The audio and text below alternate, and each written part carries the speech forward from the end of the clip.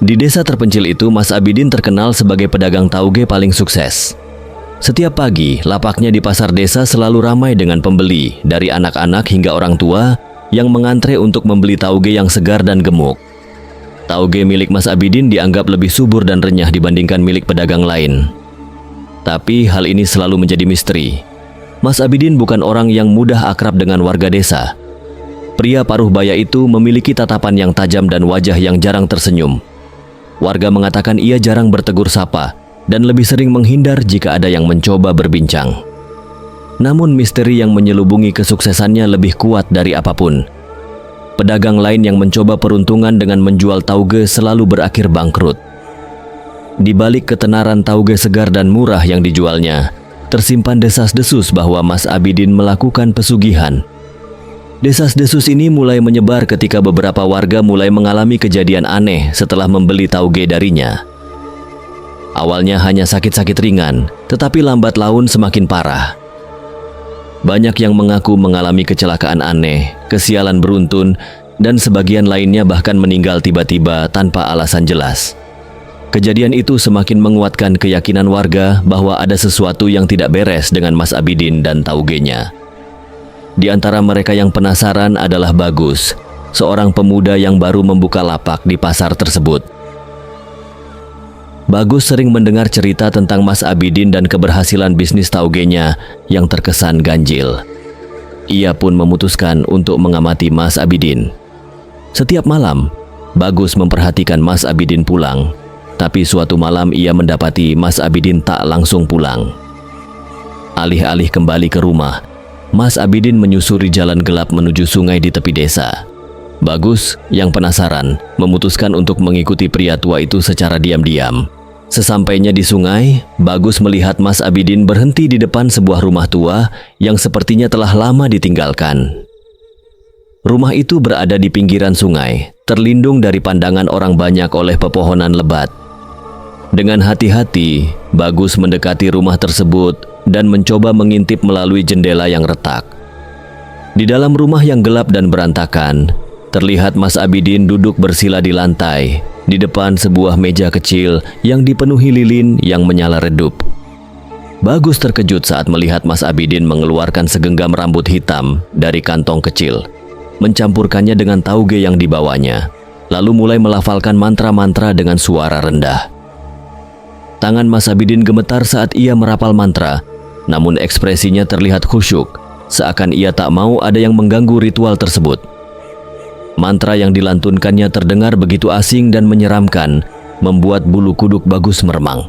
Ketika Mas Abidin selesai melafalkan mantra, ia meletakkan kantong rambut di tengah meja dan mengucapkan janji dalam bahasa Jawa kuno yang samar-samar didengar Bagus.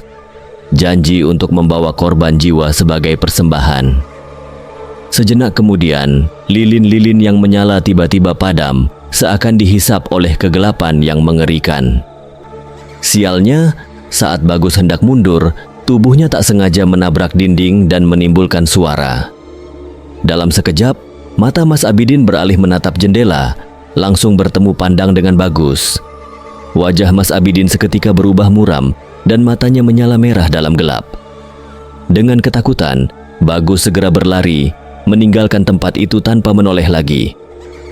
Esok harinya, Bagus tidak berani mendekati lapak Mas Abidin, namun kejadian di pasar semakin ganjil.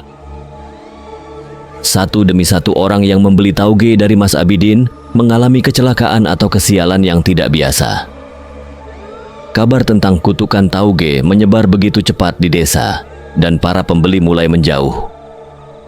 Mas Abidin mulai kehilangan pembeli, dan aura di sekitar lapaknya semakin suram. Setiap kali bulan purnama, ada warga yang melihat sosok bayangan besar yang mengikuti Mas Abidin dari pasar ke rumah tuanya. Sementara itu, rasa penasaran Bagus membuatnya semakin terganggu. Ia merasa seolah-olah suara aneh selalu memanggilnya pada malam hari. Bagus akhirnya mengumpulkan keberanian untuk bertanya kepada seorang dukun desa, yang kemudian memperingatkannya bahwa pesugihan yang dilakukan Mas Abidin melibatkan ritual hitam yang memerlukan korban manusia. Malam berikutnya, ketika bulan purnama muncul di langit, Mas Abidin sekali lagi pergi ke rumah tua di tepi sungai. Ia membawa tauge dan kantong rambut yang kini semakin sedikit isinya. Namun, malam itu terasa berbeda. Udara di sekitar rumah tua menjadi dingin dan aroma busuk memenuhi ruangan. Lilin-lilin yang biasanya menyala terang tiba-tiba padam dan suara langkah terdengar dari sudut ruangan. Mas Abidin terkejut melihat sosok bayangan besar lebih tinggi dari manusia biasa berdiri di hadapannya. Makhluk itu menatapnya dengan mata merah menyala dan berkata dengan suara yang dalam, "Sudah waktunya Abidin.